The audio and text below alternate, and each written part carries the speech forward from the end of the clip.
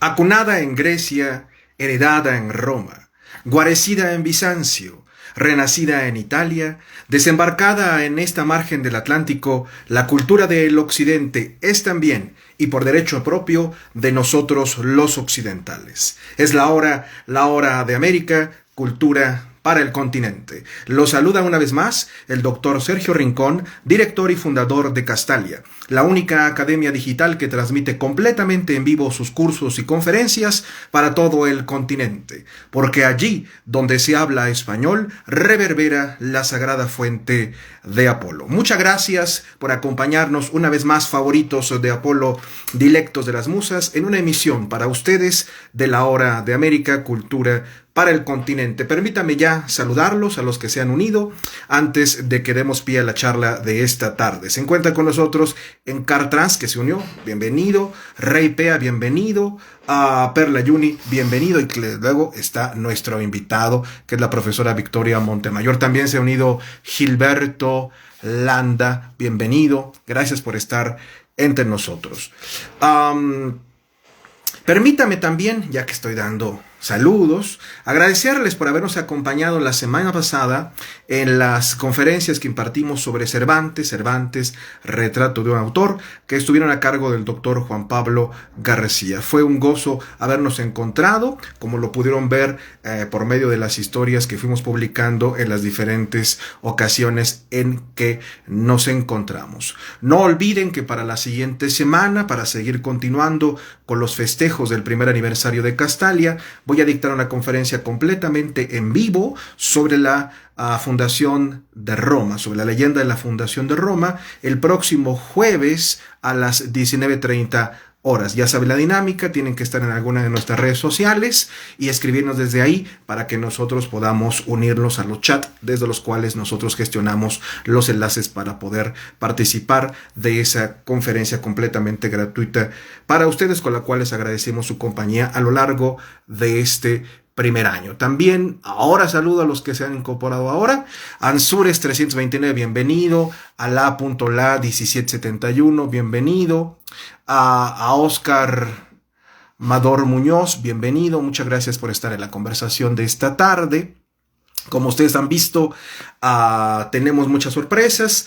Dentro de unos días, hacia el fin de semana, finalmente saldrá la campaña de venta para nuestro curso sobre la primera parte del Quijote, que comenzará dentro de un mes, con el doctor Juan Pablo García. Luego tendremos una conferencia con Victoria Montemayor sobre Dante, mi curso sobre la Ilíada y la Odisea de Homero, el curso de Victoria sobre la Comedia de Dante, y más adelante, entre agosto y septiembre, tendremos la conferencia y el curso de David Beré. Además, claro está, de nuestro encuentro, que ahora va a ser semanal, de la Hora de América, con el doctor Juan Pablo García, la maestra Victoria Montemayor y el maestro David Berea, que son, como todo mundo sabe, nuestros profesores de Castalia. Se acaba de unir también Gusado, bienvenido, saludos. SPG 1976, bienvenido. Permítame entonces unir a la invitada de esta tarde para charlar con ella acerca de lo que ya habíamos anunciado.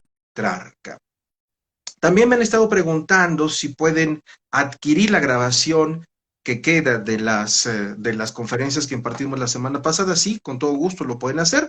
Ya saben, mándenos un mensaje directo y nosotros nos ponemos de acuerdo con ustedes. Particularmente mi asistente, Bruno, quien le manda un saludo, sin cuya ayuda no podría yo andar trabajando. Maestra Montemayor, ¿cómo estás? Buenas tardes. Hola, doctor Sergio Rincón. Muy bien, gracias. Muy contenta de estar aquí contigo en la Hora de América. Halagado de que nos acompañes en esta tarde. Solamente no menciones 3 veces mi nombre con título porque me puedo parecer. Frente a un espejo, ¿no? A las 11 de la noche o 12 de la noche. Pues sí, es una lástima que los vampiros ya no puedan gozar de ese bonito pecado que es la vanidad al no poderse reflejar en un espejo, ¿no? Oye, cuéntanos velocísimamente, raudamente, ¿cómo te la pasaste en la conferencia de Juan Pablo? Porque nos visitaste, estuviste la del sábado, la última. Muy interesante, me encantó escuchar a Juan Pablo, siempre es un deleite, ¿no? Y sobre todo que también le apasiona todo este tema de Cervantes y las novelas de caballerías. Entonces fue muy bonito descubrir a Cervantes a través de los prólogos, ¿no? Sí, sí, sí. Cervantes a través del autor mismo, de su propia mano, con esos prólogos que comentaban, se convierten en un género, ¿no? Y a través de los diversos prólogos, tanto de las novelas ejemplares como del Quijote, ¿no? O como la Galatea, podemos tener los trazos de este gran autor que fue Cervantes, porque realmente no hay una foto de él, ¿no? No podemos saber cómo es. Entonces, a través del retrato que hace, tanto los prólogos de la primera parte como de la segunda del Quijote, ahí se describe un poco físicamente, ¿no? Y nos dice también su estado y cómo está un tanto jorobado, ¿no? Y cargado de años, que aparte me parece que también hay un autorretrato, claro, no del todo, pero en Quijote, ¿no? En el mismo Sí, Quijote. sí, sí, sí. Ajá. Sí, Quijote de Cervantes, sin duda, ¿no? Porque no siente simpatía por algún otro personaje, salvo Sancho, más que por el Quijote, ¿no? Oye, pues qué gusto que nos hayas podido acompañar, ¿no? En esa última conferencia de la semana pasada que dio Juan Pablo. Viene ya tu conferencia dentro de poco sobre la vida y la obra y la ciudad de Dante, es decir, la Florencia del siglo XIII, e inmediatamente después tu curso sobre el infierno de Dante. Muchos están ansiosos, han pedido ya que des clases con nosotros, que des unas conferencias, pero bueno, ya viene finalmente la fecha, ¿no? Porque ha estado muy ocupado, todos sabemos, ¿no? Y ahora nos dirás por qué. En esta ocasión vamos a charlar, según tú me lo propusiste, de una figura cuya poesía educó sentimentalmente al occidente, tanto europeo cuanto americano, cuando menos desde el siglo XV, ¿no? Y hasta cuando menos el siglo XVIII, hay quien dice que que su influencia ha llegado hasta el siglo XX, supongo que habrá alguien que diga que hasta el XXI, al menos lo que ha corrido de de este siglo que ahora nosotros ocupamos. Entonces vamos a hablar de Francesco Petrarca, antes de lo cual, bueno, permíteme cometer la vulgaridad de presentarte una vez más para aquellos que por primera vez te vean a cuadro. A Victoria Montemayor es licenciada en Lengua y Literatura Italianas por la Facultad de Filosofía y Letras de la Universidad Nacional Autónoma de México. Ya le voy a pedir patrocinio a la UNAM porque me cobra mucho aire decir todo su nombre. Donde yo tuve la fortuna de conocerla porque ella infaustamente fue mi estudiante cuando comenzaba su carrera universitaria en la literatura. Al paso del tiempo obtuvo el grado de maestra en humanidades y ahora estudia en la misma casa de estudios el doctorado en humanidades, artes y educación, ¿no? Por la Universidad Autónoma de Chihuahua, donde ella también es profesora al norte de México, donde imparte cursos sobre literatura hispánica, literatura italiana, además de cursos de lengua italiana.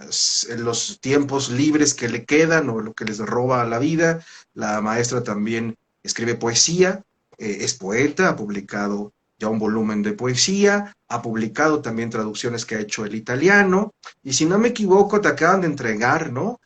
Directamente salido de las prensas, un libro que escribiste sobre Petrarca, ¿no? O sobre el petrarquismo, ¿no? Supongo que por eso me pediste que habláramos de Petrarca, pero bueno, ya habrá ocasión de que presentemos ese libro como merece, ¿no? Entonces, ¿qué te parece si comenzamos por esa pregunta ociosa, pero ineludible, que es, ¿quién fue Francesco Petrarca? Ok, ¿quién fue Francesco Petrarca, no? A mí me parece increíble estar platicando contigo sobre Petrarca, porque el año pasado que nos volvimos a reencontrar, que fue a propósito de Dante, ¿no? Y que estábamos platicando un poco sobre Dante y el aniversario de Baudelaire. Tú Sí, me dijiste, no, yo Dante, no es mi máximo, podemos hacer después una charla, una entrevista sobre Petrarca, ¿no? Y la idea era que yo te entrevistara a ti sobre Petrarca en Voces de mi región, no al revés de la hora de América en Castalia, ¿no? Entonces, y que yo te dije, no, pero es que yo adoro a Dante, ¿no? Petrarca no, y cómo es la vida que después en junio que lanzan la convocatoria para ingresar al doctorado, bueno, en mayo, para ingresar al doctorado ahí en la Universidad Autónoma de Chihuahua, pues yo hago un proyecto y ese proyecto tenía como forma original hablar sobre los poetas del Renacimiento que yo amo, ¿no? Como sí. Lorenzo de Medici, como Angelo Poliziano, como Gaspar Stampa, Vittoria Colonna. y después de haber presentado un arduo proyecto, ¿no? En donde se suponía que iba a hablar sobre el Dolce Stil Novo para llegar al Renacimiento, y ya sabes cómo van cambiando las tesis a lo largo del primer planteamiento al último es totalmente distinto, ¿no? No fue tan distinto porque lo que me apasiona tanto como la Edad Media y Dante, pues es el Renacimiento, ¿no? Sí.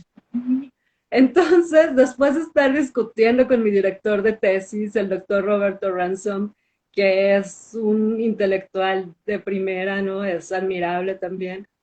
Me dijo, no, Victoria, pero es que tenemos la línea, ¿no? O sea, creo que lo del Dolce Stil Novo lo retomemos en algún momento, pero por lo pronto nos enfoquémonos en el Renacimiento.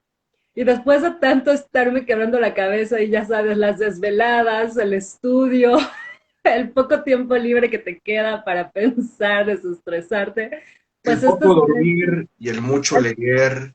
Acuérdate lo que le pasó a don Alonso Quijano. de tanto en tanto, de claro en claro y de noche en noche. Turbio, turbio. Sí. Espero que no me pase, Esperemos que no. Y si te pasa, pero que no se note. si me pasa que no se note y que nadie se entere, ¿no? Y bueno, después de tanto estarlo pensando, pues decido dedicarle mi tesis a Gaspar Estampa, ¿no? Que aquí tengo el poemario que tú me regalaste hace ya algunos años cuando cursaba la licenciatura, ¿no? Así En es. 2005 por mi cumpleaños. ¿Y cómo es la vida que ahora estamos después de no sé cuántos años, no voy a decir cuántos, ¿no? Platicando sobre el cancionero que tú me regalaste aquella ocasión de 2005 y que yo leí aquella vez, ¿no? Muy emocionada porque tú me lo habías dado y porque me dijiste, es la poeta que a mí me fascina, es la mejor poeta del Renacimiento, ¿no? Es grande, Gáspara. Y después de volverla a estudiar una y otra vez, dije, no, creo que mi tesis debe de ir enfocada hacia Gáspara Estampa, ¿no? Y dedicarle mis noches y mis fines de semana a Gáspara, pero como sabes, no podemos llegar a Gáspara sin un renacimiento y sin un petrarquismo, ¿no? Claro. Entonces, Petrarca, bueno, ¿quién fue esta figura? Para hablar de Petrarca hay que centrarnos en el siglo XIV, ¿no? Ujú, así es. 304 en Arezzo, hacia el 20 de julio, que es cuando nace Francesco Petrarca, muere el 19 de julio en 1374, o sea, casi al mismo tiempo de su nacimiento, ¿no? Casi es totalmente cíclico de esas coincidencias. Y bueno, Petrarca realmente nunca pisó Florencia, él fue hijo de un notario muy eminente florentino, güelfo también de la sección blanca, ¿no? Y que también fue exiliado de Florencia. Y entonces Petrarca básicamente se cría, perdón, hacia la Provenza francesa, ¿no? En Aviñón, también en las regiones de Italia como Padua, como Milán, Boloña, asistió a la Universidad de Boloña a estudiar Derecho, porque el padre se lo dictó. Cuando el padre muere, Petrarca dice, no, el derecho no es lo mío, y entonces ingresa a las órdenes menores, ¿no? Y ahí es acogido por el cardenal Colonna, y ahí empieza, digamos, la carrera de Petrarca, ¿no? Como embajador, como poeta, y como amante de los clásicos también, de los clásicos latinos, digamos, ¿no? Sí. Y hace rato que tú mencionabas que la próxima semana vas a dar una conferencia sobre Roma, pues Roma me parece que Roma es un punto sumamente importante, no solo en aquel momento medieval, ¿no? O en aquel momento del Renacimiento, ya tú lo dirás mejor en la conferencia, pero Petrarca como Dante está inspirado en esta antigüedad romana, ¿no? Y entonces cuando Petrarca va a Roma, se encuentra con Que dicho sea de paso, es la que conocen porque tienen a mano, ¿no? Del mundo griego se tiene una idea,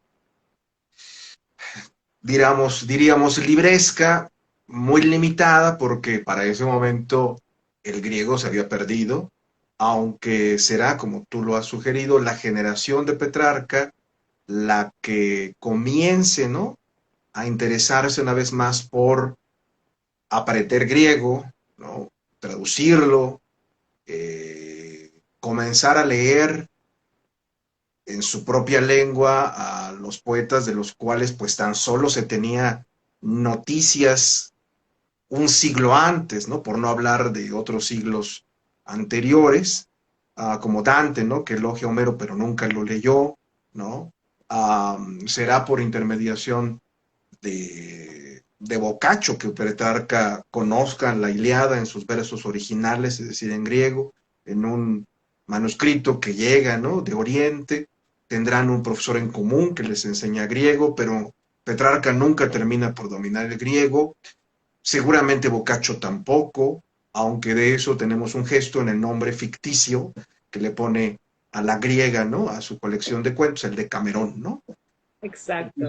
yo creo que ese es pues supongo yo que es el gesto más antiguo, ¿no? Cuando de los primeros humanistas a propósito de su fascinación por Grecia, ¿no? Entonces, la clasicidad, digamos, a la que ellos están volcados es la latina, pues porque pues han crecido entre las ruinas, ¿no? Y han espantado las cabras que ocupaban esas ruinas, ¿no? Sí, y también, bueno, Que yo estaba lleno de hierbas y de cabras y de malvivientes, ¿no? O sea, sí, ¿no? bueno, malvivientes sigue habiendo, ¿no? En otra, no solamente en Roma, sino en Sí, diversos. claro. Sí, sí, sí. Nada más que ahora la gente toma fotos con ellos. Pues, Claro. Y bueno, entonces, como bien mencionas, en esta exaltación, ¿no? Romana, bueno, pues a propósito de lo romano y de esta exaltación, ¿no? Y de todo este imperio, sí, pues Petrarca escribe un poema que se titula Los Triunfos, ¿no? Que es un poema que al parecer estuvo trabajando hacia 1370, 1300, sí, 1370. Me parece que los últimos años de su vida, al parecer quedaron incompletos. Son 7 triunfos, ¿no? El triunfo de la muerte, el triunfo de la castidad, el triunfo del amor, el triunfo del tiempo, ¿no? del La tiempo, fortuna. de la fortuna, ajá. Y entonces es un poema, bueno, los triunfos, ¿no? Son diversos poemas, uno de los principales, o al menos principal para lo que me va a funcionar para la tesis, es el triunfo del amor, ¿no? El triunfus cupidinis, y que esa palabra, bueno, me gusta mucho porque nosotros podemos buscar también en la historia del arte, ustedes pueden poner ahí en el Google el triunfo del amor o el triunfo Cupidinis y les van a salir diversas obras, ¿no? Creadas en función, exaltando a Cupido, ¿no? A las rosas o con un locus amenus, ¿no? Con un lugar Sí, ameno, claro. es Sí. el que representa bueno, es el lugar donde se encuentra los amantes, ¿no? Donde se da el enamoramiento y que está presente en la literatura en diversos textos, ¿no? Entonces, bueno, por un lado están los triunfos, y ahorita que mencionabas lo de Roma, ¿no? A mí me llama mucho la atención que Petrarca en su exaltación latina, ¿no? Haya escrito este poema de África y que sea el menos leído, ¿no? O sea, que Petrarca en esta creación haya dicho, yo voy a imitar a los clásicos, voy a imitar la métrica, todo, y Ujú. África es lo que menos se lee, ¿no? Y lo que realmente más se lee de Petrarca es el cancionero, ¿no? Sí, sí, sí, sí. Justo es este cancionero de Petrarca que es el que va a marcar el antes y el después en la literatura, como bien lo mencionas, no solamente italiana, sino europea y además novohispana, ¿no? Sí. Entonces, Petrarca va a ser el modelo a seguir durante muchos siglos, ¿no? Si es quizás sí sea hasta el siglo XX, ¿no? Pero los rasgos de la poesía petrarquista o los rasgos de la poesía estinovista siguen estando presentes, ¿no? Mira, yo Ayer, creo que, yo creo que en Italia, para que no pequemos de exagerados, su influencia no puede negarse hasta bien entrado el siglo XVIII, porque Vittorio Alfieri, que es el poeta con el que termina la actividad literaria de la Italia del siglo XVIII, escribe un cancionero, unas rimas, en las que se propone tal cual, ¿no? Llevar a cabo el proyecto petrarquesco, que es contar acerca de las vicisitudes que él padeció a propósito del amor, ¿no? Que sintió por su amada, desde que lo comenzó a sentir y hasta que lo dejó de sentir cuando se le arrebata la muerte, ¿no?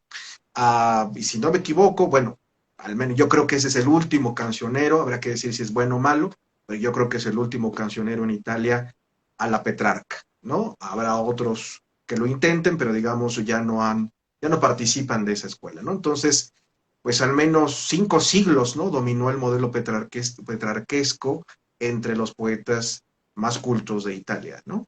Y en el Claro, caso hispánico, bueno, por ejemplo, nuestra querida maestra, la doctora María Pía Lamberti, que es una de las mayores conocedoras de la obra de Miguel Hernández, poeta, ¿no? De español, um, de la primera mitad del siglo XX, bueno, no en esta presentación, todos conocido, sostiene María Pía que el rayo que no cesa pues es un cancionero que se puede tener todavía por petrarquesco, no por petrarquista, por petrarquesco, ¿no?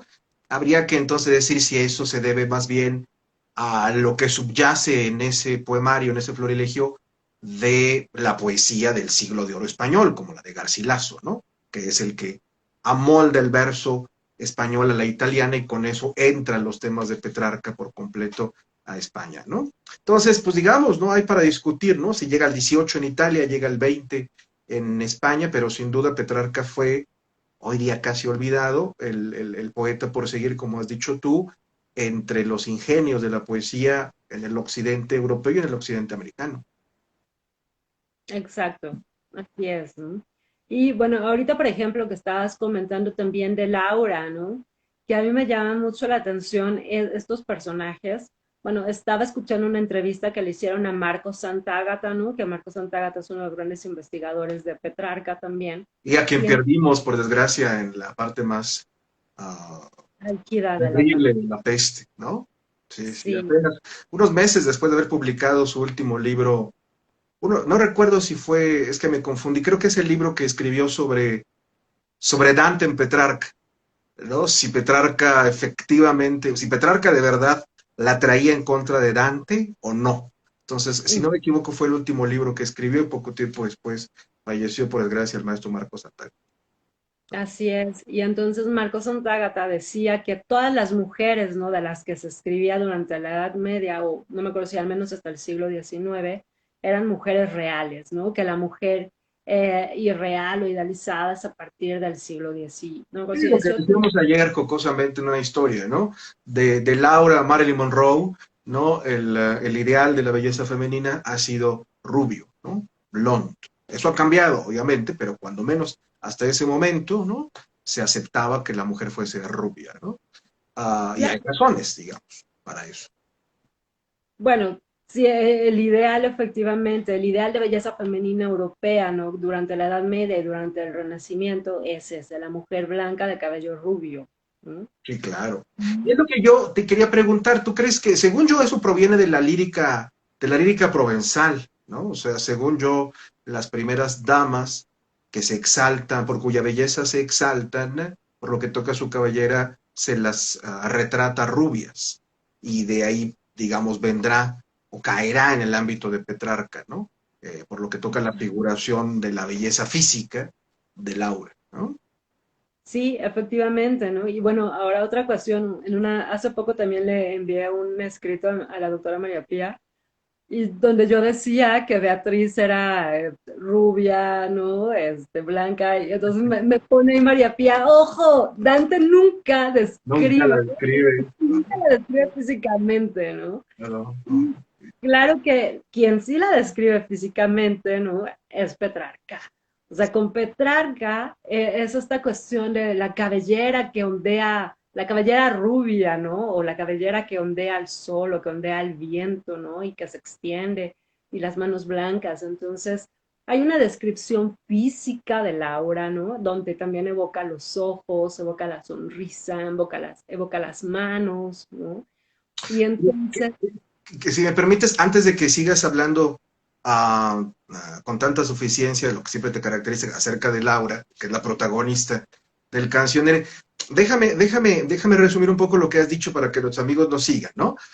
Petrarca era uno de los ingenios más brillantes por lo que tocaba a la creación poética de su época, a, a quien se conoció en sus días, como tú bien has dicho, por dos poemas, ¿no?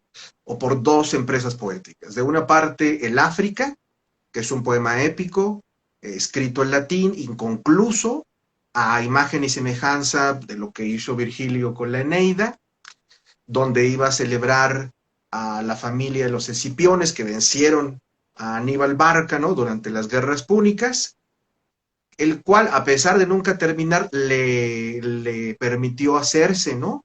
Por última ocasión con la corona de laurel. Petrarca es el último poeta laureado del occidente, ¿no? Antes que él, miles de años antes, solo Horacio y solo Virgilio habían tenido ese honor, ¿no? Pero porque era amigo, como tú has dicho, del Papa. eh, Eso no quiere decir que sus versos, sus hexámetros latinos no hayan sido dignos de admiración, y lo son, aunque hoy día han caído un poco en el olvido, ¿no? Es objeto de estudio solamente de eruditos. Y de otra parte están, como los mencionaste, los triunfos, que son un poema propiamente medieval, es decir, es una serie de poemas que alegóricamente tratan de diferentes figuras, ¿no? Que se le aparecen en diferentes momentos, en la vigilia, en el sueño, que tratan pues de los asuntos que provocaron a los hombres de la época, ¿no? La fama, el tiempo, el amor, la muerte, como tú lo has dicho. Pero, para que a los amigos les quede claro, el poemario del que nos estás hablando, ¿no? Que conocemos familiarmente nosotros como el cancionero en nuestra lengua, el canzoniere en la lengua de Petrarca, uh, tiene una historia muy particular. Petrarca se avergonzaba de él, ¿no? Por decirlo así, o en todas las ocasiones en las que se le preguntó o se vio obligado a hablar de él, negaba que dedicara algo de su tiempo valiosísimo a ese tipo de composiciones. ¿Y por qué? Porque estaban en vulgar, es decir, porque había decidido componer esa serie de sonetos, de canciones, de madrigales, de sextinas, en una lengua que se suponía aún no estaba lista para poder usarse para la poesía, porque para eso estaba el latín y para eso las generaciones anteriores a la suya, como la de Dante y aún otras antes que la de Dante, pues lo habían intentado y lo habían hecho bien el latín, ¿no? Entonces, secretamente, sí, secretamente él compone a lo largo de su vida los poemas que luego van a informar eso que conocemos como el cancionero, al que le dedicó, según nosotros sabemos, muchas horas, porque nosotros conservamos dos ejemplares, o sea, dos testimonios manuscritos que están bajo el cuidado de la Biblioteca Vaticana, en donde podemos ver que hay páginas en blanco, ¿no? Es decir, que todavía iba a seguir y que iba a mover unas composiciones, es decir, siempre estuvo pendiente con respecto, digamos, estuvo pendiente con el amanuense, porque él componía y luego alguien más le escribía, ¿no? Se lo pasaba el limpio. Se nota que él trabajaba estrechamente con el amanuense para darle orden definitivo a eso que él despreciaba, ¿no? Que él le llamaba las nugas, es decir, pues las bagatelas, ¿no? Las nubecillas. Eso que llamó los fragmentos en lengua vulgar, ¿no? De lo cual nadie supo en realidad en su época, salvo que él lo haya contado. Y paradójicamente, ¿no? Él, que fue el último poeta laureado de la Romania, es decir, de la cultura romana, pues se convertiría en el gran poeta de la lengua no latina, ¿no? Es decir, es el primer clásico vulgar. Bueno, de eso va el cancionero de Petrarca, que se inspira, como tú nos decías, en una mujer no imaginada hasta donde sabemos como la de Dante, porque en Dante, como tú lo has dicho, pues ni siquiera sabemos cómo es físicamente. Ya nos has hablado de su vestimenta, de los sueños que tiene, el canibalismo sugerido incluso, ¿no? Casi propio del mundo cristiano. Y esta mujer que llamamos, que conocemos como Laura, que pareció haber sido de carne y hueso, ¿no? Al menos por cómo se nos describe en el cancionero, ¿no? ¿Por qué no nos recuerdas por qué se llama Laura, ¿no? Sí, bueno, hay otra cuestión que me llama mucho la atención de Laura, ¿no? La otra vez escuchaba también esta entrevista, bueno, es un documental sobre Petrarca, y entonces el conductor, que ahorita se me olvidó su nombre, decía para empezar que Petrarca había creado su nombre, ¿no? Petra pietra arca, una arca de piedra, ¿no? Francesco Petrarca. Y juega también mucho con estas imágenes de, pues, del corazón como cristal, ¿no? Del corazón como una piedra, efectivamente, que no se mueve a veces, ¿no? Y juega con contrarios. ¿No? Entonces, bueno, Laura me llama mucho la atención porque, bueno, Petrarca cuenta que la conoció un 6 de abril de 1327, ¿no? Claro. Y el 6 de abril es algo así como, oye, yo siempre meto a Dante, ¿no? Así como el viaje de Dante comienza al parecer un 7 de abril, según dicen unos, ¿no? Que el viaje de Dante comienza un jueves santo, mientras que Petrarca conoce a Laura un viernes santo. Sí. Y es el viernes santo del 6 de abril de 1327, pero Laura va a morir a causa de la peste un 6 de abril de 1348, ¿no? Ujú. Entonces, esto me llama mucho la atención. Ahora, la otra vez decía una escritora que Laura también es la dama angelical, la dama idealizada. Me parece que sí es una dama idealizada, pero en cuanto a angelical no estoy tan segura, porque Beatriz sí es la dama angelical, porque Beatriz lleva a Dante al paraíso, Sí, claro. pero Laura muere y Laura se aparece en sueños a Petrarca, ¿no? Y lo conforta, digamos.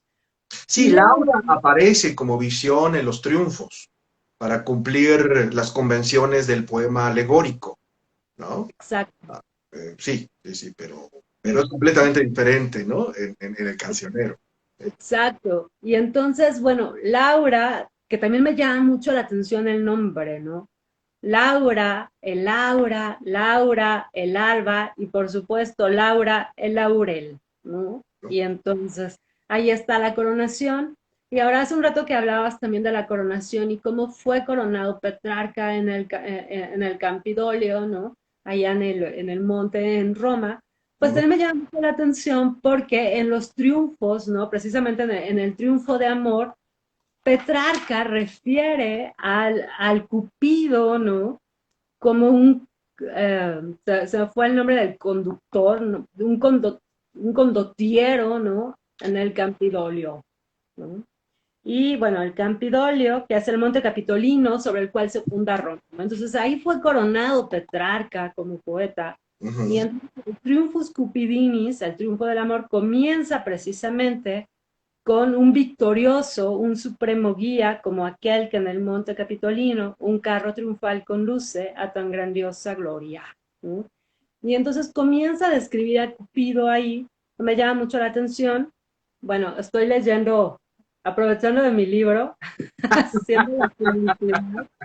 Mira, dinos cómo se llama tu libro que yo no tengo todavía entre mis manos, entonces por eso no lo puedo presentar oficialmente a nuestros amigos, pero para que, por ejemplo, hasta República Dominicana, desde donde nos escribe Pedro Pablo y nos manda un saludo, se entere que tenemos una novedad editorial. ¿Cómo se llama tu libro?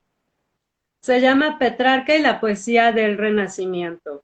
Ah, muy bien. Entonces, es nada más una breve introducción, ¿no? De lo que es el petrarquismo, por qué escogí los poetas que forman este libro, y bueno, obviamente es mi traducción y mi selección, ¿no? Entonces, aquí del Triunfus Cupidinis, del triunfo del amor, ¿no?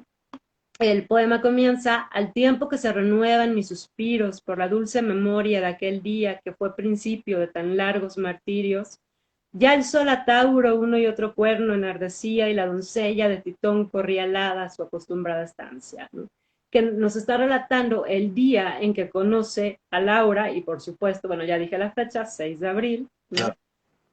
Amor, los desdeños y el llanto y la estación me habían conducido a tal lugar donde cada pena se posa en el triste corazón.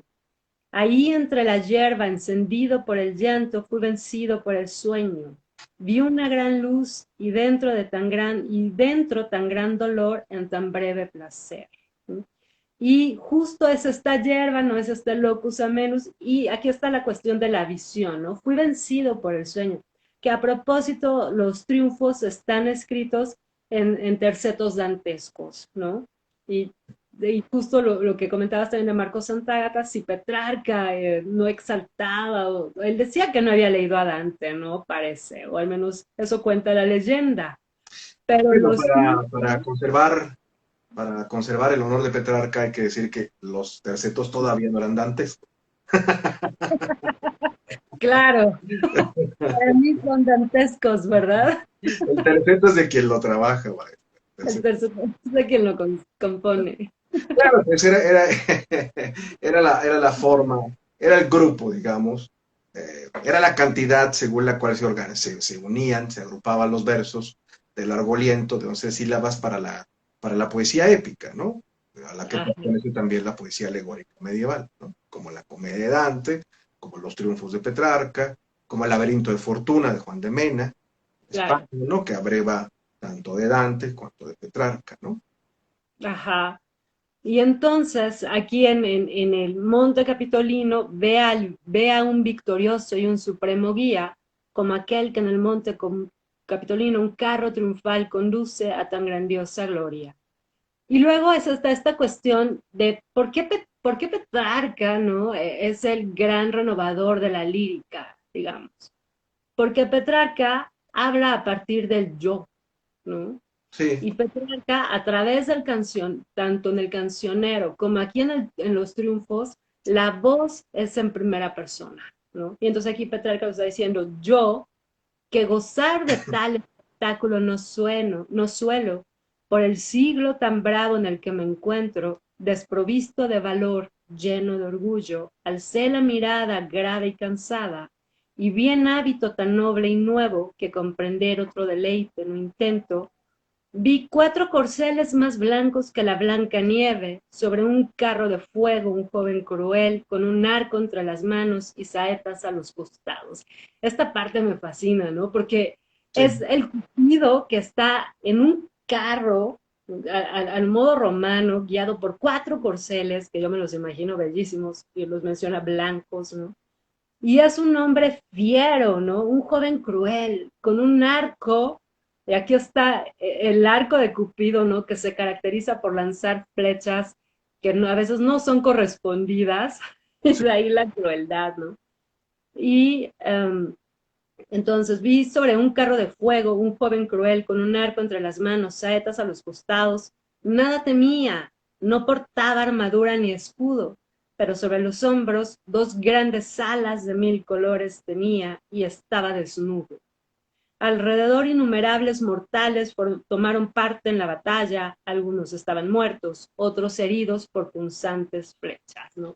Y entonces nos describe este campo de amor, ¿no? O este campo de batalla, como lo llama también Petrarca en alguno de sus sonetos, ¿no? Y cómo el amor de repente se vuelve un campo de guerra, ¿no? Sí, Y breves periodos de paz.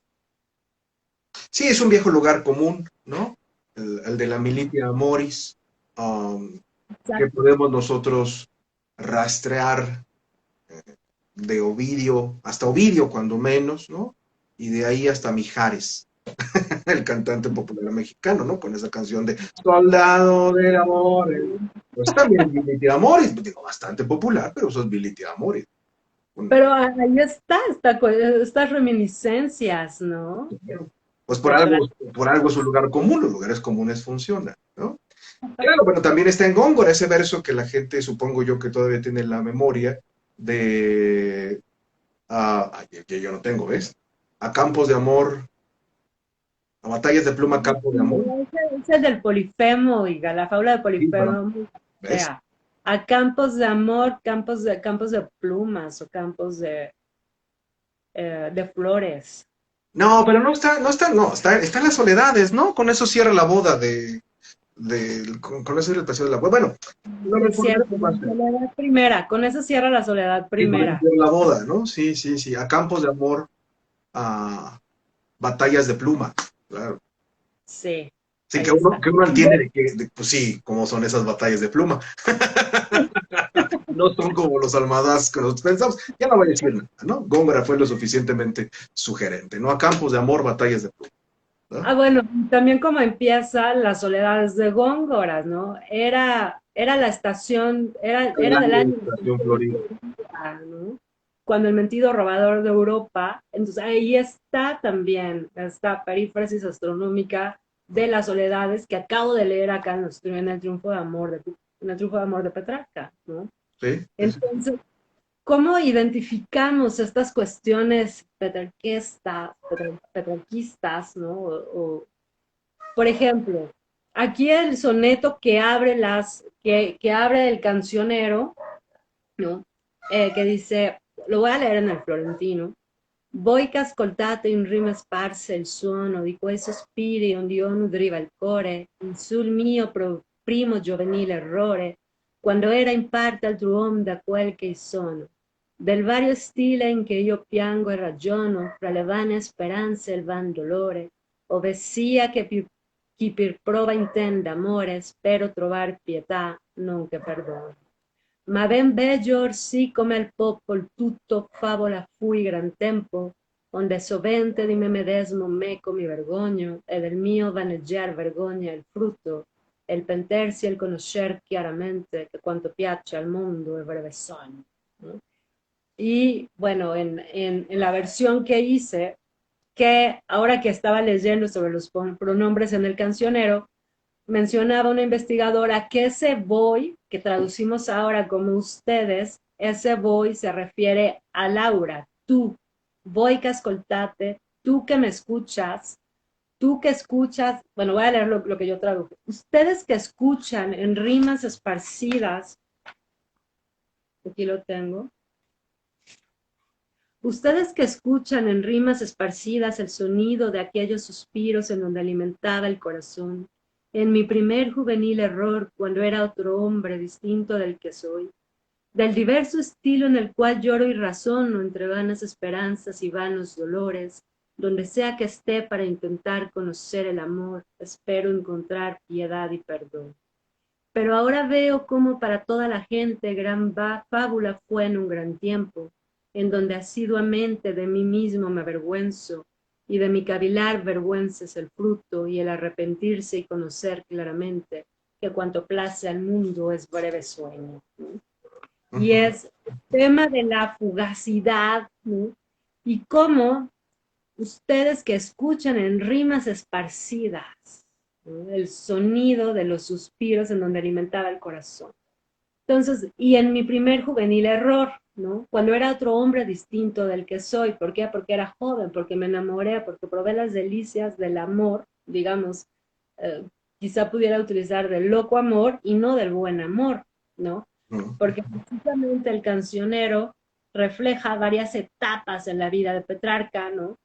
Que va Ujú. en función de sus sentimientos, de lo que el amor le provoca, ¿no? El amor o el erotismo hacia Laura. Sí. ¿Qué piensas? Te quedaste súper pensativo. No, pues es que siempre he tenido tú lo sabes bien, siempre he tenido una predilección por no llamarla debilidad por Petrarca, antes que por el poeta por el que tú sientes debilidad, que es Dante, precisamente por lo que has dicho.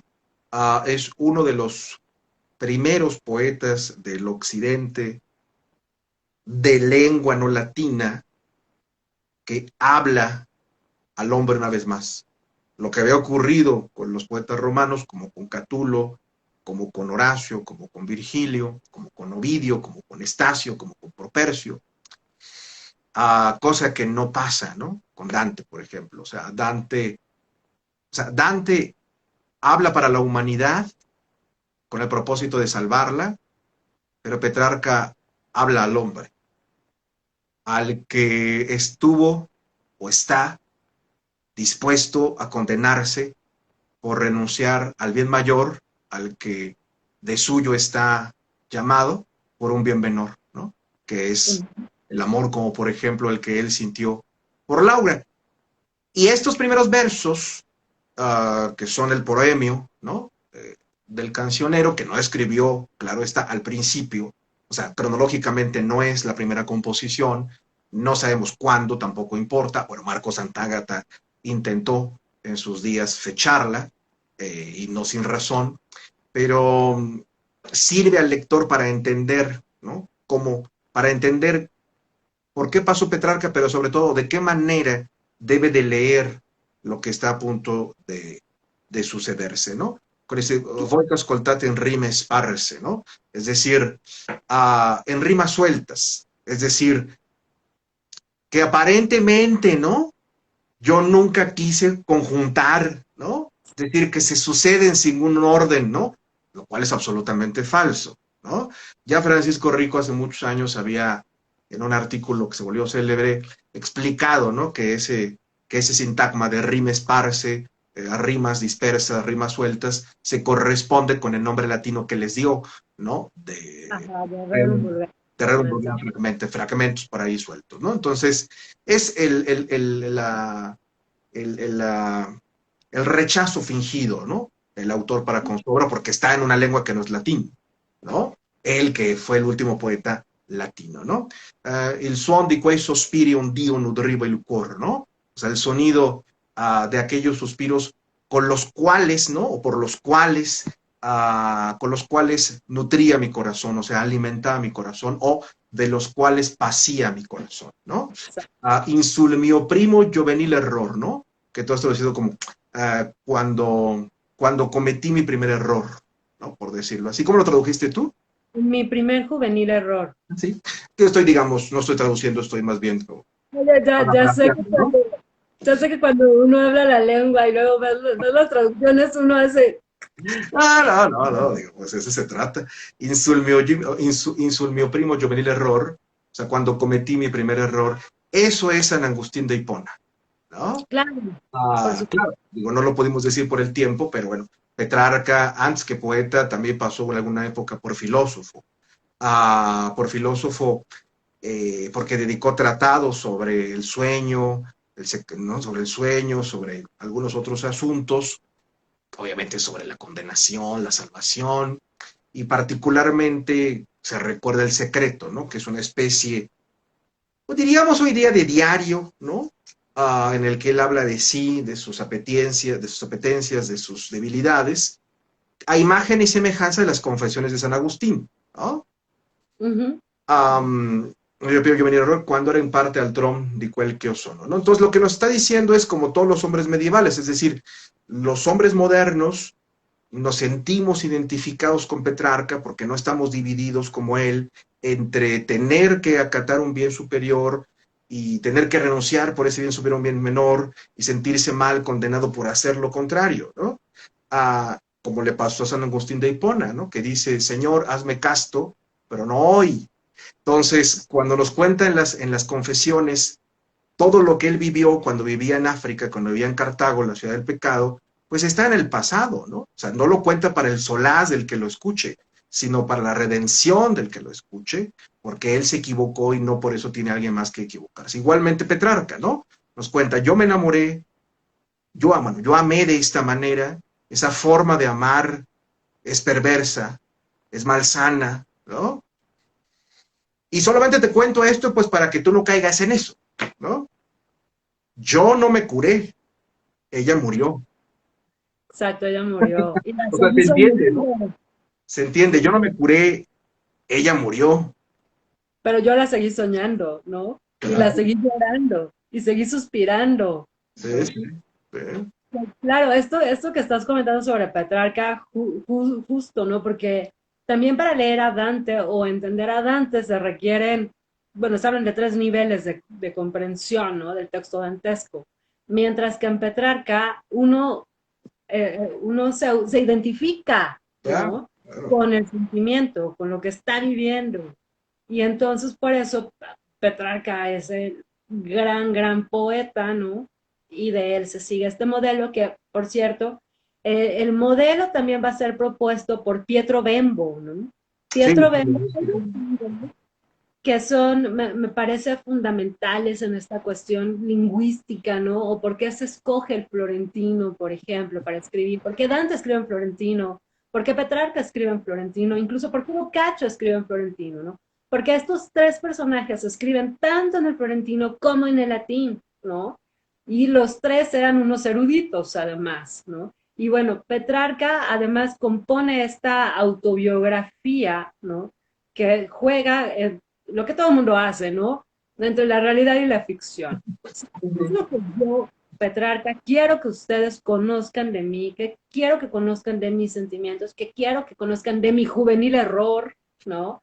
Claro, De todos estos sentimientos que yo voy sintiendo por Laura. sí. Y bueno, antes de continuar, quiero leer el poema de Gaspar Estampa, ¿no? Con el que abre el cancionero. Y bueno, en el florentino, ¿no? Sí, fíjate que antes que pasa Gaspar Estampa, solamente para que no quede volando, hay que apuntar que hay una clara diferencia entre un hombre como Petrarca y un hombre como Dante, que es una generación más joven que él, Sí. que pertenece a lo que conocemos como el Dolce Stil Novo, entre cuyos poetas el amor es un asunto filosófico, ¿no? Ah, y para Petrarca, al menos en el cancionero, no es un asunto filosófico, ¿no? De ahí quizá el interés, ¿no? que ha tenido Petrarca entre los lectores antes que la generación anterior a la de él, porque él lo dice, ¿no? En el poema, en el soneto poemal que tú dices, ¿no? Que nos ya lo leíste, hiperprova, intenda amor, ¿no? Inquiperprova, intenda amor, o sea, en aquel que entienda por experiencia el amor, espero trobar pietà, non que perdono, ¿no? O sea, espero hallar piedad así como perdón, ¿no? Entonces, a mí sí me ha parecido un gesto, uh, me debe decir que casi un golpe bajo para la generación que lo antecede, ¿no? Porque está diciendo, no, yo De hablo hecho, para aquellos que han padecido como yo del amor, no como aquellos que nunca lo padecieron y que solamente hablaron de él, ¿no? Entiéndase, Dante y sus contemporáneos. Es decir, aquellos que nunca sintieron, ¿no? Ah, la cupiditas, ¿no? Es decir, la concupiscencia, ¿no? O si la sintieron, la refrenaron, no como él, ¿no? exacto. Sí, Y porque, bueno, pues en algún momento, perdóname, en algún momento hay varios poemas en los cuales nos presenta a Laura al amanecer, cuando se está peinando delante de él, ¿no? claro. Eh, o sea, a ver a una dama sin su tocado, sin su peinado, eso explica, bueno, sugiere todo, ¿no? Quiere todo, efectivamente, ¿no? Te interrumpí, nos ibas a leer el soneto con Ah, el bueno, de estampa está, que hizo su colección, ¿no? Para que uno de inmediato la compare con Petrarca, ¿no? ok. Voi che ascoltate, perdón, voi che ascoltate in queste meste rime, in questi mesti, in questi oscuri accenti il suon degli amorosi miei lamenti e delle pene mie tra le altre prime, ove fia chi valora prezzi e stime, gloria nonché perdon dei miei lamenti, e spero trovar fra le vennate genti, poiché la lor cagione è sì sublime. E spero ancor che debba dir qualcuna, felicissima lei da che sostenne per sì chiara cagion danno sì chiaro. De, perché tanta amor, tanta fortuna per sì nobil signor a me non venne, que anch'io ne andrei con tanta donna paro. Pensé que tenía la traducción, pero no, entonces me vas a ayudar. Sí, lo puedo parafrasear, ¿no? Parafrasear. Ok. Que ahí está nuevamente este voy, ¿no? Sí. Ustedes que escuchan en estas tristes rimas, en estos oscuros acentos, el sonido de mis amorosos lamentos y de mis penas, donde sea el que valora, se aprecie y estime, gloria y perdón de mis lamentos, espero encontrar entre las buenas gentes, luego que su razón es tan sublime. Y espero todavía que alguien deba decir, felicísima ella por quien se sostiene, tanta clara razón a daño tan claro, porque tanto amor, tanta fortuna por tan noble señora a mí nos llega, que también yo andaría con tanta donna paro. Sí, vendría a ser comparada con otras tantas mujeres o con otras tantas damas, ¿no? Con otras tantas damas, Sí, claro, ¿no? sí, o con muchas otras, ¿no? con tantas, Con como muchas. cualquiera otras. ¿No? Y entonces, también platicando en una ocasión contigo, ¿no? Por teléfono me decías, pues es que el modelo que Gaspara sigue es clarísimo, ¿no? Claro. Es pista, ¿no? Ahí está, desde el inicio, y cómo se va componiendo este cancionero, donde también Gaspara va hablando del dolor, del amor no correspondido y del abandono, ¿no? Sí, sí. Entonces, bueno, eso a grandes rasgos. Y ahí hay, Quiero ahí hay comentar, zonas. No, ¿cómo? dime. No, antes de que sigas, digo, todavía tenemos tiempecito, no te preocupes. Al fin, Castalia paga, tú no te preocupes. No siempre y cuando nosotros tengamos el favor de nuestros amigos que nos ven en vivo o nos ven asincrónicamente cuando hacemos el video, podemos seguir. Todavía tenemos un tiempecito. Antes de que sigas, nada más para que nuestros amigos alcancen a confrontar, es decir, a comparar eh, la intención de los autores, ¿no? Que has mencionado, Petrarca primero, Gaspar Estampa después. Um, Petrarca se enamora, a pesar de que él es sacerdote, ¿no?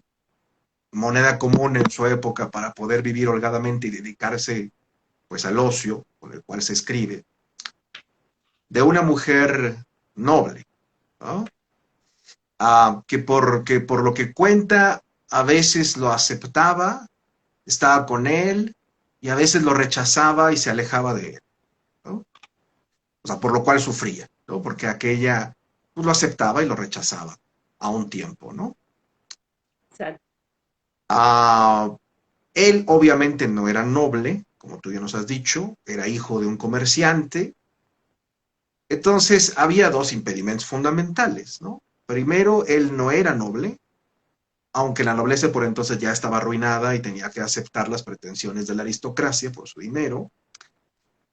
Y segundo, pues era sacerdote, ¿no? De ahí se sacan las conclusiones que uno obviamente puede sacar, ¿no? En el caso de Gaspar Estampa, cuando dice, ¿no? Ojalá que se compadezca de mí la buena gente, ¿no? Es decir, la gente buena cuna, eso que acá en México, en el español de México se dijo alguna vez, la gente bien, ¿no? O como, no, algo bien, ¿no? Algo bien. Entonces, Gaspar Estampa suplica, ¿no? Que la acepten en los cenáculos de la nobleza, ¿no? De la nobleza cortesana o de la aristocracia cortesana, depende de la corte en la que nos encontremos, pero de los cenáculos del mundo cortesano, que ya no cortés, porque ella ya está, digamos, hacia el final del Renacimiento, ¿no? Porque ella era, como se dice eufemísticamente, cortesana, es decir, prostituta, ¿no?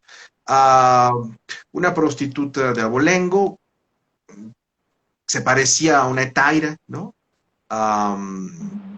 Por cuyas bondades, por cuyas delicias físicas pudo acceder al mundo de la corte y pudo escribir, ¿no? O sea por participar, digamos, del circuito sexual de las cortes de entonces en las que ella estuvo, pues ella pudo entablar amistad con poetas y con impresores, y por eso conocemos su poesía.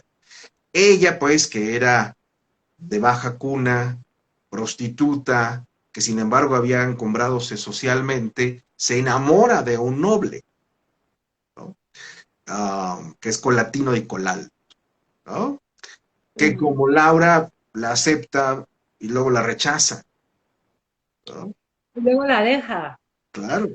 Pero es más patética, digamos, la relación Ah, de Gaspar de Estampa que la de Petrarca, de Estampa con Colaltino y Colalto, que la de Petrarca con Laura, porque pues ella está impedida por donde se lo viera para ser amada, ¿no?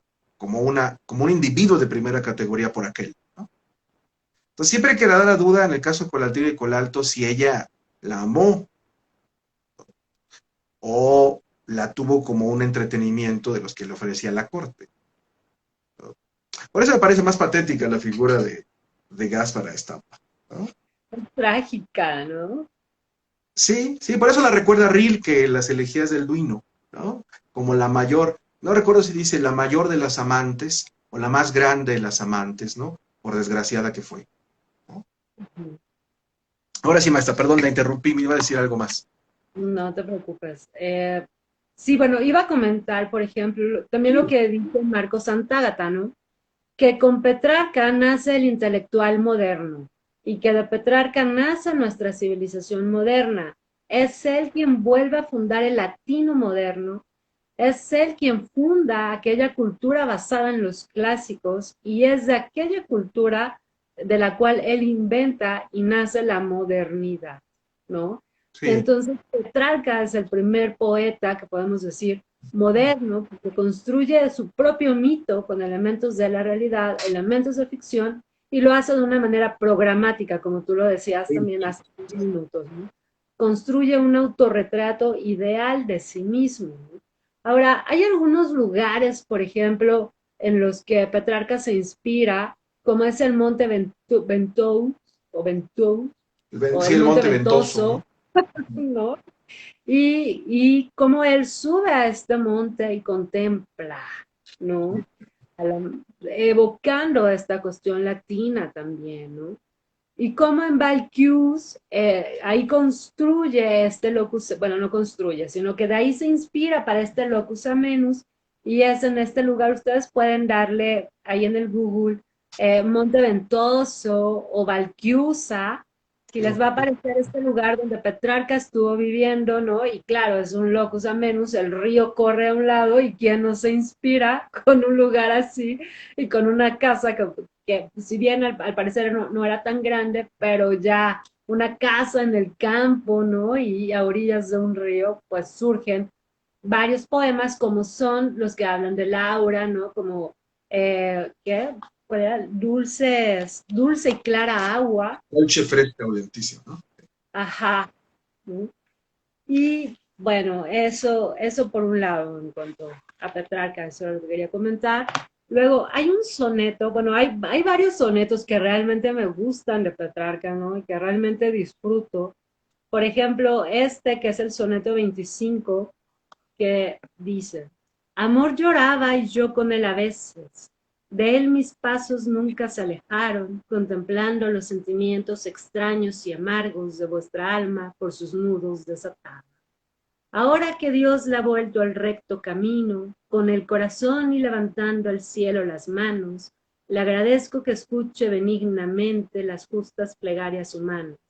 Y si regresando a la amorosa vida por volver la espalda al hermoso deseo, encontrase por el camino una fosa o una colina, fue para mostrar cuán espinosa es la vía y cuán áspera y dura la subida a donde el verdadero valor lleva al hombre.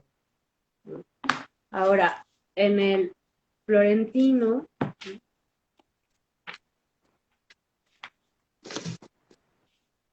¿o lo tienes ahí? Pues fíjate que aquí en la pila de libros, no había dado cuenta, pero aquí con razón, con razón, volteé a mi librero, a uno de los libros, que no está ahí, pero estaba a mi izquierda desde hace quién sabe cuánto tiempo, de que vuelvo a él. Ah, pero no, yo creo que con la traducción basta, digo, para no enfadar a nuestros amigos, ¿no? Bueno, entonces voy a leer el otro que me fascina. Sí, adelante, adelante. Aquí está. Este me parece maravilloso. ¿Cuál es? Mucho, ¿Qué número es? 93. El 90. Sí, hay que decir que Petrarca, cosa que omitimos, compuso una pieza para cada día del año, ¿no? Oye, bueno, no sé si 93 o 193. Estás dividida como Petrarca, así. Es X, C y 3. Ah, entonces 93, maestra. 93. Ah, bueno, entonces lo dije bien, te dije 93. Tú y Bart Simpson, acuérdate, ¿no? Primero, segundo, cuarto, así. Rocky 1, Rocky 2, Rocky 3 y Rocky 4, la venganza. Pero lo había dicho bien, 93. Sí es eso, el 93º, eso. Muchas veces amor me había dicho, escribe, escribe lo que ves en letras de oro, la manera en que hago palidecer a mis seguidores y en un momento los vuelvo vivos y muertos. Hubo un tiempo en que tú mismo lo sentías, vulgar ejemplo al amoroso coro, después de que mis manos te arrancaron otro trabajo, pero te alcancé mientras huías. Y si en los hermosos ojos a ti me mostraba ahí en donde estaba mi dulce refugio, cuando te quebré la dureza del corazón. Me dan el arco que cada cosa destruye, quizá no tendrás siempre el rostro seco, pues me alimento de lágrimas y tú lo sabes, ¿no? O sea, la imagen del anterior del 25, Amor lloraba y yo con él a veces, Sí. siempre me ha parecido fascinante, ¿no? Y esta de que Petrarca dice, muchas veces Amor me había dicho, escribe, escríbelo, lo que ves en letras de oro, plásmalo en letras de oro. Y la manera en que actúa el amor sobre nosotros, ¿no? Los hago palidecer, los hago morir, ¿no? Sí. Sí, además ese último, perdón, soneto que nos leíste, pues Petrarca, a propósito del programa que siguió, pues se muestra como lo que quiere que nosotros pensemos de él, es decir, el heraldo del amor, ¿no? El portavoz del amor, el dilecto, ¿no? Del amor, ¿no? O sea, muchas veces yo te dije que escribieras, ¿no? Porque tú eres el que puedes escribir de eso, ¿no? Es decir, Claro, tú eres el que he elegido para que escribas acerca de eso, ¿no? Para que des cuenta, pues digamos, de mis efectos, ¿no? así es, ¿no? Y a propósito de la escritura, ¿no? Hace un rato que mencionabas que él escribía, ¿no? También cabría la pena mencionar que para un pergamino se necesitaba un pergamino por oveja, ¿no? Entonces, si eran muchos pergaminos, pues cuántas ovejitas no había ahí. Lo cual habla de un valor económico bastante Sí, alto. sí, sí. Sí, esos estudios ya han parecido siempre exagerados, ¿no? Como, Sí, sí, ay, sí, a como mí cuántas pieles de vaca se necesitaron para recubrir, ¿no? Las Biblias que imprimió Gutenberg, ¿no? Pero digamos, hay para todo. La literatura ha dado tanto, ha dado tanto a tanta gente de comer que, pues, ¿quién es uno, ¿no? Para ponerse exquisito con los estudios literarios, ¿no? claro. Eh, y bueno, no sé, quizá para, hace un rato que hablábamos de la guerra, ¿no? O al inicio del programa que veíamos a Cupido en un campo de guerra, ¿no? Con heridos y con Sí. muertos por amor. Este que es el 134, no encuentro paz y no puedo hacer guerra, y temo y espero, y ardo y soy un hielo, y vuelo sobre el cielo y yazgo en tierra, y nada premio y todo el mundo abrazo. Tal me tiene en prisión que no me abre ni me cierra, ni por suyo me retiene ni el lazo suelta, y no me mata amor y no me sujeta, ni me quiere vivo ni me libera. Veo sin ojos y no tengo lengua y grito, y deseo perecer y pido ayuda, y me odio a mí mismo y amo a otros. Me alimento de dolor, llorando río, no encuentro placer ni en la muerte ni en la vida. En este estado, señora, estoy por vos. Sí, así es, ¿no?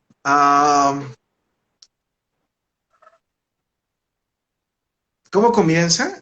Ah, No, no, pace non trovo e non ho da far guerra. y pace non trovo, no da far guerra, ¿no? Ujú. Bueno, este es uno de los sonetos, hay otros en Petrarca, numerosos, que van a inaugurar, bueno, que van a echar los fundamentos de una composición particularmente exitosa, a la que se recurrirá con mucha frecuencia luego de Petrarca, que es el poema de antítesis, ¿no? Es decir, definir por medio de contrarios la cosa, de lo cual, bueno, pues está el celebérrimo soneto de Quevedo, ¿no? El otro celebérrimo soneto de Lope, ¿no? A propósito de la naturaleza del amor, todo eso, hay quien dice que comenzó, claro está, en la lírica provenzal, que había ejemplos en la lírica siciliana, que en la lírica española está en Francisco, perdón, en el Marqués de Santillana, que es el primero que hizo sonetos en nuestra lengua, cuando dice, por ejemplo, lejos de vos, cerca de cuidado, o sea, lejos de, o sea, lejos de vos y cerca de cuidado, ¿no? Que es una antítesis, ¿no? ¿No? Que viene de Petrarca. Hay quien dice que eso comenzó con Ausias Mars, ¿no? Lo cierto es que eso cobró forma novedosa con Petrarca y de Petrarca siguió hacia adelante, ¿no? Definir por antítesis la cosa, ¿no? Y de eso tenemos popularizaciones tan inmediatas como el hielo frío que usan los campistas, ¿no? Uh, pues es eso, el hielo abrasador del que habla Quevedo y de otros tipos de antítesis de las que habla Petrarca, ¿no? Es decir, no poco de las formas de decir a propósito del amor, en particular sus efectos en el occidente europeo y americano, en las lenguas, ¿no? Nacidas del latín, se deben a Petrarca, ¿no? Se lo sepa o no se lo sepa, ¿no? Como ocurre con los grandes, ¿no?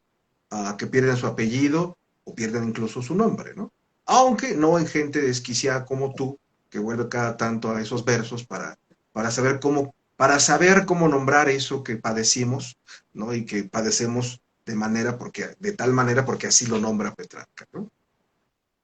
Oye, pues me da mucho gusto, lamento terminar nuestra conversación, pero celebro en verdad que haya salido tu libro más reciente, que no el último, sería un acto de mal gusto decirlo así, pero me alegra mucho que haya salido, que haya visto la luz tu libro más reciente, ya tendremos ocasión en Castelli de presentarlo formalmente, ¿no? Pero ha sido un muy grato pretexto para hablar de Petrarca, ¿no?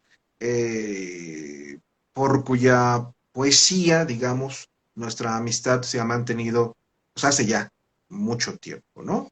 Y si me permite una confesión, pues he de decir, ahora que tengo acá mi libro de Petrarca, este librito lo compré yo con mi primer sueldo como profesor de italiano, ¿no? Ay, qué Ah, padre.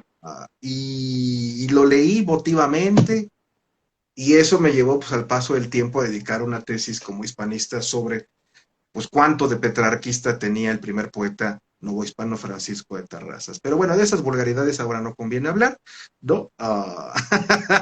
Porque fue tu turno hablar de las que a ti más te gustan, ¿no? Pues maestra, qué gusto ha sido verte una vez más. Espero que nos encontremos pronto. Ya vienen, como hemos dicho, tu conferencia sobre Dante, su vida, su obra, la ciudad que él ayudó a edificar y que tuvo por desgracia que abandonar, traicionado por las fuerzas políticas de su tiempo, entregadas a las pretensiones seculares del Papa. Nos darás tu curso sobre el infierno de la comedia de Dante que todo mundo espera. A la 100 semana estamos con Juan Pablo, la otra semana estamos con David en la hora de América y como un adelanto, a la primera semana de mayo, el primer miércoles de mayo, perdóname, el primer De miércoles de junio. junio vamos a estar una vez juntos por completo, en vivo, la maestra Montemayor, el doctor Juan Pablo García, el maestro de Berea, junto conmigo, hablando de un tema que nos propuso Victoria, que es el viaje en la literatura. Entonces, no se lo pierdan, a partir de ahora, la hora de América será semanal y nos encontraremos cada tanto todos, al menos una vez al mes, como ocurrirá en la primera semana de junio. La siguiente semana tenemos la conferencia digital gratuita para celebrar el primer año de Castalia. Viene ya la campaña del curso de Juan Pablo sobre el Quijote y muchos otros cursos, muchas otras conferencias. Maestra, dinos algo antes de que nos marchemos. Manténnos en ese estado elevado en el que nos ha dejado Petrarca. Pues bueno, como siempre es un placer estar aquí contigo en la hora de América y hablar sobre lo que más me apasiona. Y pues para dejarnos en este estado elevado, como dices, sobre el amor, ¿no? Eh, quizá, ok, me voy a despedir con el soneto 168, que dice, amor me manda aquel dulce pensamiento que es antiguo confidente entre nosotros dos y me conforta y dice que nunca ha estado como ahora más cerca que es yo que deseo y espero. Yo, que a veces mentira y a veces verdad he encontrado en sus palabras, no sé si le crea y vivo entre las dos, ni sí ni no en el corazón resuena. En esto pasa el tiempo y en el espejo me veo ir hacia la estación contraria, a su promesa y a mi esperanza. Sea lo que sea, ya simplemente no envejezco, ya por la edad mi deseo no varía, bien temo la brevedad de la vida que avanza.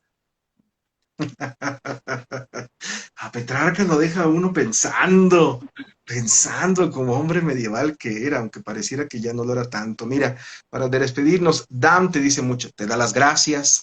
Ay, Carlos Gaoxet dice muchas gracias por su conferencia, maestro. Y eso, que aún no estamos en la conferencia de la maestra Victoria Montt, Gracias. ¿no? Am, Hay, por último, un verso que a mí se me quedó tatuado desde que lo escuché por primera vez, desde que lo leí por primera vez, que creo que retrata a, a Petrarca como quiso que nosotros lo viéramos, ¿no? En este poemario. Conozco el bene, mal peggior m'apil, ¿no? Conozco el bien, pero al mal me allego, ¿no? Y es la condición del hombre moderno, ¿no? El estar dividido, ¿no? En fin, maestra, qué gusto ha sido. Te mando un beso, te mando un abrazo. Nos vemos pronto. Bienvenida. Castalia, como siempre, es tu casa. Gracias por habernos compartido los versos que has traducido del cantor de Laura, ¿no? Por quien él ganó fama entre nosotros. Que estés muy Gracias, bien. gracias a ti, gracias a la hora de América, gracias a Castalia y a todos los que nos acompañaron. Muchas gracias por sus comentarios. Sigan a la maestra Victoria Montemayor, dice Lala 7771. Me encantó la plática y una dulce tarde. Sigan a la maestra Gracias. Montemayor en sus redes sociales, en el Instagram, en el Facebook, ¿no? Sigan a nuestro canal de YouTube, ahí están las conferencias, bueno, las charlas de la Hora de América quedan grabadas y también en el Instagram. Esto ha sido, pues, la Hora de América, cultura para el continente. Hasta otra ocasión, se despide de ustedes el doctor Sergio Rincón, director y fundador de Castalia y amigo, para su fortuna, de la maestra Victoria Montemayor. Hasta luego, que esté muy bien. Chao. Gracias, un beso, chao. Chao, Bye. chao, Chao. chao. Chao.